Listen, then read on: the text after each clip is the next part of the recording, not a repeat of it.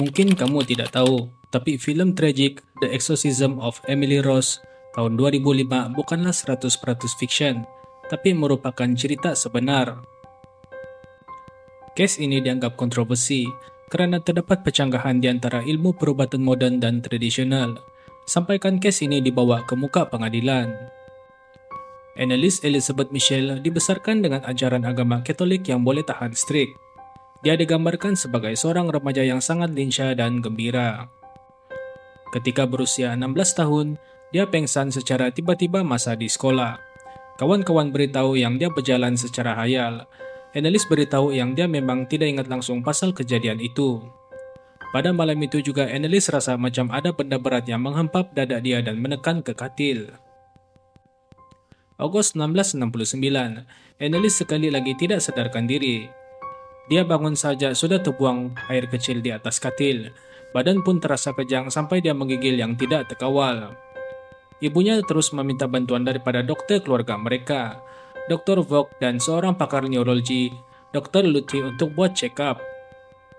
Imbasan EEG yaitu sejenis imbasan otak dijalankan, tapi tidak ada pula masalah pelik yang direkodkan. Dokter meramalkan Anneliese mungkin mengalami masalah sawan. Pada tahun 1970 dan 1972, Anneliese tidak sadarkan diri. Ada corak tidak sekata pada imbasan otak dia, tapi benda itu pun masih tidak dapat jelaskan simptom yang dialami.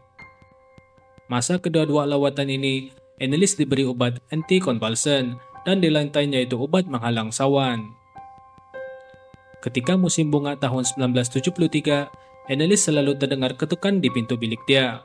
Kakak dia pun selalu terdengar bunyi yang sama. Anneliese mendakwa yang dia terdengar bisikan daripada syaitan yang beritahu dia bahwa dia akan terlaknat dan diseksa di neraka nanti. Mak dia cerita yang Anneliese selalu tenung patung Virgin Mary dengan pandangan yang tajam. Mata dia akan berubah menjadi hitam yang sangat pekat. Selain daripada Anneliese, orang di sekelilingnya juga turut mengalami gangguan. Antaranya mereka sering hidup bau seperti tai yang dibakar di sekitar rumah diorang. Pakar neurologi mendiagnoskan yang Anneliese mempunyai masalah epilepsi. Pakar yang buntu itu terus minta emaknya mengantar dia berjumpa dengan pegawai agama. Mereka kemudian berjumpa dengan seorang padri bernama Padri Al untuk rawatan lanjut. Julai 1975, Anneliese semakin teruk. Anneliese makan lalat dan laba-laba tanpa rasa apa-apa. Ada masa dia akan jilat air kencing sendiri di atas lantai.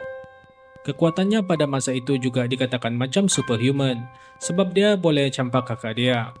Pada 24 September 1975, satu upacara eksorsisme telah dilakukan untuk melawan syaitan itu. Mei 1976, keadaan Anneliese makin teruk. Dia selalu menggigit dirinya sendiri dan orang lain. Anneliese juga tidak henti-henti hentak kepalanya di dinding. Anneliese juga tidak mahu makan atas alasan dia tidak dibenarkan makan. Dengan menggunakan khidmat kepakaran Padri Renz, beliau menjalankan 67 upacara eksorsisme, di mana ritual tersebut berjalan selama 4 jam setiap kali. Semasa proses ritual itu, Anneliese mendakwa ada 5 entiti yang tinggal dalam badannya, yaitu Lucifer, Cain, Judas Iscariot, Adolf Hitler, dan Nero. Disebabkan selalu melakukan ritual yang memaksa Anneliese melutut banyak kali, tulangnya patah, selain tendon pada lututnya koyak teruk. Berat Anneliese hanya tinggal lebih kurang 35 kg pada masa itu. Untuk pastikan proses upacara berjalan lancar, Anneliese terpaksa diikat dan ianya berlarutan sehingga 10 bulan. 30 Jun tahun 1976 merupakan tarik terakhir Anneliese menjalani upacara eksorsisme sebelum ditemui mati pada keesokan harinya. Dia dikatakan mati karena malnutrisi dan dehidrasi. Kedua ibu bapanya serta kedua-dua padri yang terlibat dikenakan tindakan mahkamah atas tuduhan kematian disebabkan kecuaian. Pihak pendakwaan mengeluarkan bukti yang Anneliese disyaki mengidap penyakit epilepsi dan psikosis. Padri Al diragui karena mempunyai sejarah mengidap penyakit skizofrenia.